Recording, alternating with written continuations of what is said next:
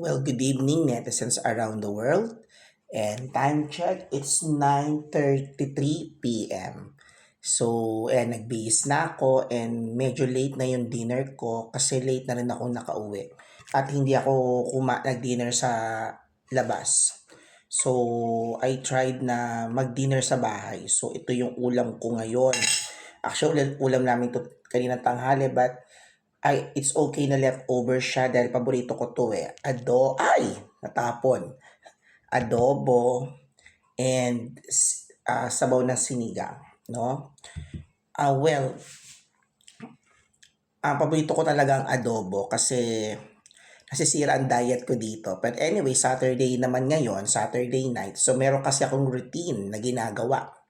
That Monday, Tuesday, Thursday, Friday, I don't eat rice in the evening. Kailangan ko mag-diet. So, hindi, basta kumakain ako na without carbs, without rice. Pag Wednesday, Saturday, Sunday, kumakain ako ng rice. Pag gabi, no? Cheat day ba? Kumbaga. Kasi kailangan ko rin na mag-rice sa gabi. Pero syempre, moderate lang yung rice, no? So, ayan. So, yon. Yung mga kinakain ko, medyo ingat na rin ako. Kasi at my age, marami na rin akong nararamdaman.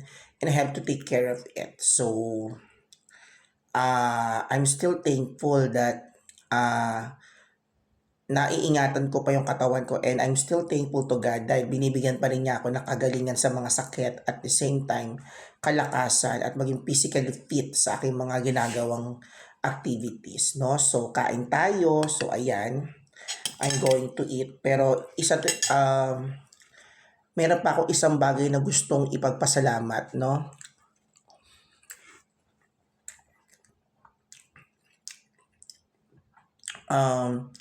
Well, sa buhay nga naman, may mga taong nangangarap talaga na umasenso, pero normal naman yon kasi lahat naman tayo gusto nating umasenso sa buhay.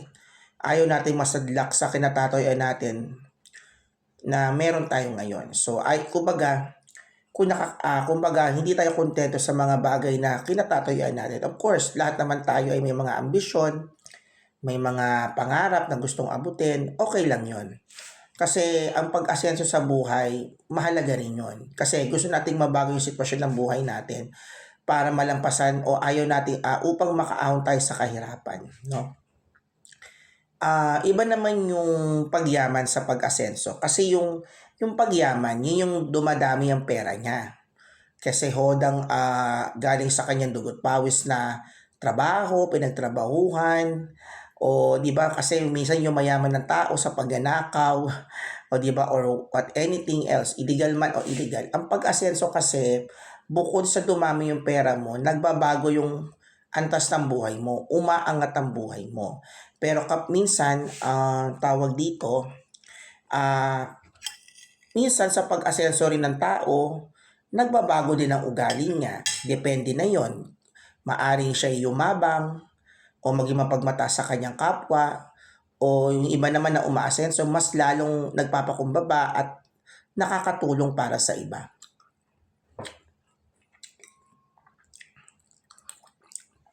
Pero ganun pa man, ako simple lang naman ang gusto ko sa buhay, umasenso.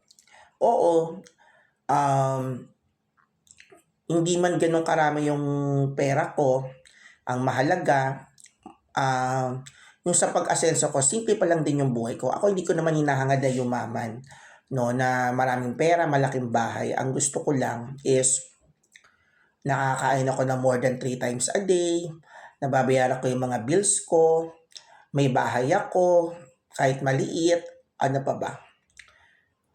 Meron akong savings para in case na nang biglang may pangangailangan, may madudukot, no? Of course, retirement, kasi syempre tatanda naman din tayo at maghahanap din tayo ng mga diversyon kasi habang tumatanda, naghahanap tayo ng diversyon, di ba? Yun lang. So, gusto ko lang namang sabihin na lahat tayo may karapatang umasenso, pero sa pag-asenso natin, gabayan natin yung ating mga sarili, ang ating mga pagkatao, na kung aasenso man tayo, hindi masamang umasenso, hindi masamang yumaman, Pero kung ikay aasenso at yayaman, nagbagong ugali mo, naging mapagmataas ka sa iyong kapwa, naging mapagmata ka, at mataas sa tingin mo sa sarili mo, tandaan mo, ibababa ka ng Lord. God opposes the proud and gives grace to the humble. Mas maganda kung umaasenso tayo at yumayaman na mapagkumbaba, yumayaman tayo, umaasenso tayo, hindi natin kailang iparangya ang meron tayo, mas tahimik, mas maganda, at maiging i-share natin yung blessings na natanggap natin sa iba. Diba? Dahil kung sobra naman o sapat man yan, basta nandun ang puso mo sa pagbibigay o pag-share ng mga blessings mo, mas i-bless ka ni Lord. No? Yun lang. And iba-iba kasi tayo eh. Basta ako, gusto ko lang simpleng buhay. No? Kasi ang totoong kayamanan, nasa kalangitan.